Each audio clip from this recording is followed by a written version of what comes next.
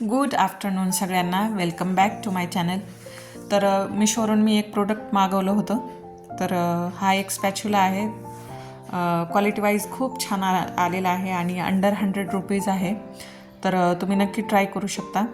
छान आहे प्रोडक्ट. तर मी आज तुमच्याबरोबर एक ब्रेकफास्टची रेसिपी शेअर करणार आहे, जी की आपल्या घरामध्ये आठवड्यातून एखाद्या वेळेस तर नक्कीच बनते. तर त्यासाठी मी इथे कढईमध्ये 1 चमचाभर तूप घेतलेलं आहे. तुपाच्या ऐवजी तुम्ही तेलाचाही वापर करू शकता आणि त्याच्यामध्ये जिरे आणि मोहरी टाकून घ्यायची आहे फोडणीसाठी.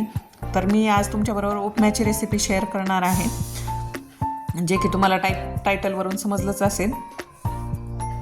जिरं मोहरी चांगलं तडतडलं की त्याच्यामध्ये आपल्याला 5-6 कढीपत्त्याची पानं टाकून घ्यायची आहेत आणि अर्धा चमचा उडदाची डाळ टाकायची आहे फोडणीमध्ये. उडदाची डाळ तुम्ही नक्की ट्राय करा टाकून, कारण उडदाच्या डाळीमुळे उपीटला खूप चांगली चव लागते. मी अनुभवलेलं आहे. तर तुम्ही एकदा नक्की ट्राय करा. आणि त्याच्यामध्ये थोडेसे शेंगदाणे टाकलेले आहेत फोडणीमध्ये मी.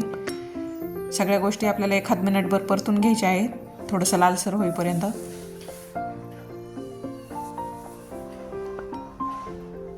सगळं परतून झाल्यानंतर मी एक इथं मीडियम साईजचा कांदा घेतलेला आहे आणि 1 हिरवी मिरची घेतलेली आहे.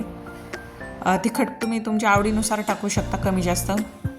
आणि या ठिकाणी तुम्ही आवडीच्या तुमच्या भाज्याही ॲड करू शकता, म्हणजे गाजर किंवा मटार असले तर आणखी हेल्दी होईल उपमा. सगळ्या गोष्टी आपण 1 मिनिटभर 1-2 मिनिट कांदा चांगला लालसर होईपर्यंत परतून घेऊया. कांदा चांगला भाजला की त्याच्यामध्ये आपण रवा टाकून घेऊया. रवा हा मी बारीक घेतलेला आहे. तर अर्धी पाऊण वाटी रवा असेल. मी दोघींपुरताच बनवत आहे. रवा चांगला लालसर होईपर्यंत आपल्याला मीडियम टू लो हीटवर भाजून घ्यायचा आहे.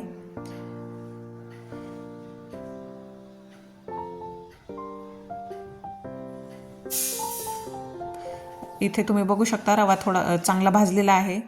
रवा भाजला की आता इथं पाऊण वाटी मी रवा घेतलेला आहे. तर त्यासाठी मी 1.5 वाटी गरम पाण्याचा वापर केलेला आहे उपीटमध्ये टाकण्यासाठी. तर हेच प्रमाण तुम्ही घ्या पाण्याचं. आणि पाणी कधी उपमा बनवण्यासाठी गरमच वापरायचं, म्हणजे चव चांगली लागते. गार पाणी टाकलं की चव बिघडून जाते पूर्ण. पाणी टाकून रव्यामध्ये सगळं मिक्स करून घेऊया पाणी. आणि वरतून चवीपुरतं मीठ टाकून घेऊया आपण. आता 4-5 मिनिट शिजून देऊया. आणि पाणी आटत आलं की आपल्याला वरतून एक प्लेट ठेवून वाफ काढून घ्यायची आहे.